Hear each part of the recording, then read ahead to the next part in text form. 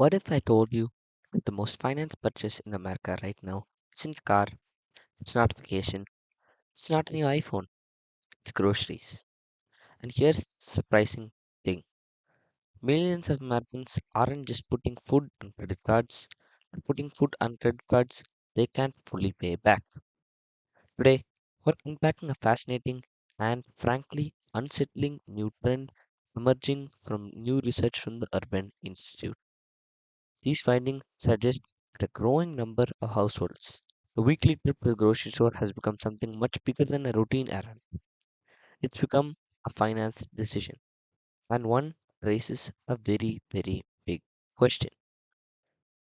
What happens when the most basic human need, food, starts behaving like a luxury purchase?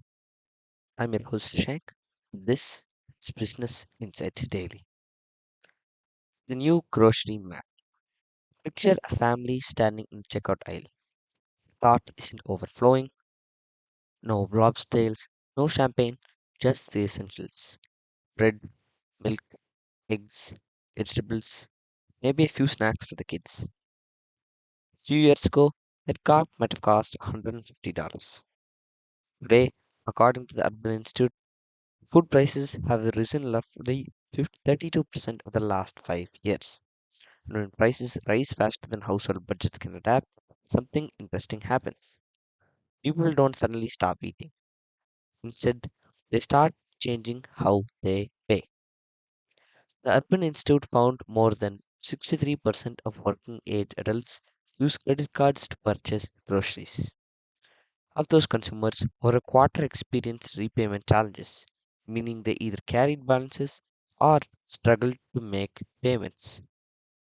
That's part of the story that most of us see. Grocery bill doesn't end at the checkout anymore, and for many households, follows them home into the next month, and sometimes even the month after that. When food becomes a debt product.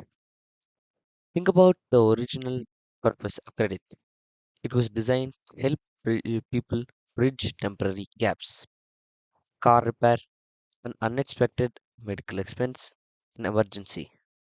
And now, people are increasingly use those same financial tools to buy bananas, cereal, and frozen vegetables. Urban Institute found that nearly 1 in 10 working adults use buy now, pay later services just for their groceries. Let that sink in. Buy now, pay later just for their food. Historically, PNPL platforms are associated with discretionary purchases, fashion, electronics, and workflows. Now, showing up in produce aisle. The question isn't whether Americans are borrowing money.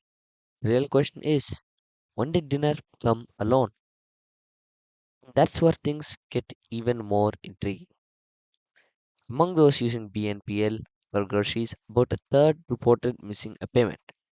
So what becomes a solution can quickly turn into another new thing, another source of stress. The emergency fund wasn't supposed to be for eggs. Now, let's talk about something even more revealing, savings. Emergency funds may have been emergency funds represent financial reliance.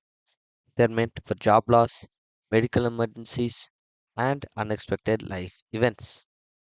But according to the Urban Institute, nearly 20% of working age adults tapped savings that weren't intended for everyday expenses, not to buy groceries. That means emergency reserves are becoming grocery budgets. It's a subtle shift, but a very, very important one. Because once savings are depleted, the next shock becomes much harder to absorb. If emergency funds are paying for groceries today, what pays for the emergency tomorrow? That's a question economists are increasingly asking. Why this matters far beyond the grocery store. You might hear these numbers and think, okay, people are using credit. Haven't they always done that? Sure, there's a deeper story here. Food is one of the most universal expenses in the economy. Nearly everyone buys groceries. But when people start borrowing for discretionary purposes, that's not okay. When they start borrowing for necessities, that signals something different. It's often a leading indicator. In some ways, grocery spending is like the economy's heartbeat. When households begin financing food, it tells us they're feeling pressure in real time. The Urban Institute also found that missing credit card payments tied to grocery spending have increased since earlier measurements, suggesting more households are reaching a financial breaking point. Researchers describe this as a risk of future financial stability where debt doesn't disappear when the groceries do. The milk gets consumed, the bread gets eaten, but the balance remains. One of the more surprising elements emerged from recent coverage isn't just that low income families are affected. Increasingly, middle income families are being felt squeezed too. And that's important because it changes the narrative. This isn't merely a story about how poverty affects people, it's becoming a story about affordability. Many Americans are unemployed, they're working, yet they still find themselves making difficult trade offs. And that raises a fascinating question. What does it mean when having a job is no longer the same thing as feeling financially secure?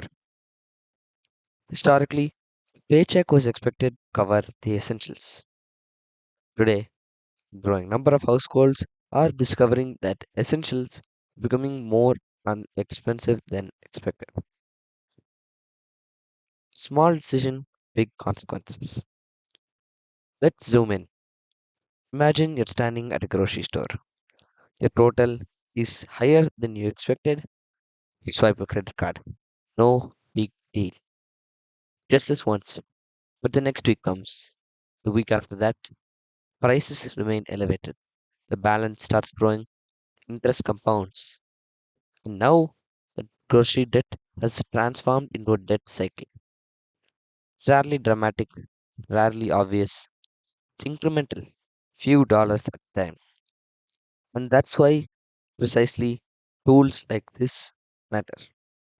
Trends like this matter. Because financial pressure rarely arrives like a tidal wave. More often, it arrives like a slowly rising tide. Urban Institute findings aren't really about groceries, they're about story of resilience. What happens when households encounter sustained cost pressure year after year. And they illuminate a reality many Americans are quietly navigating.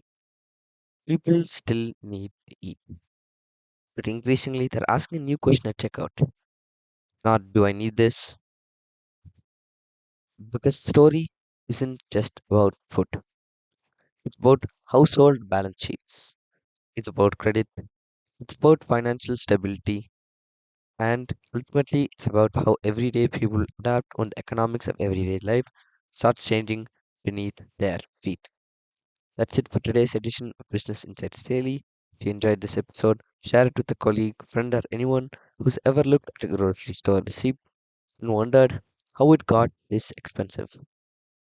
Thank you for listening to Business Insights Daily. Until next time, we'll see you again. Thank you.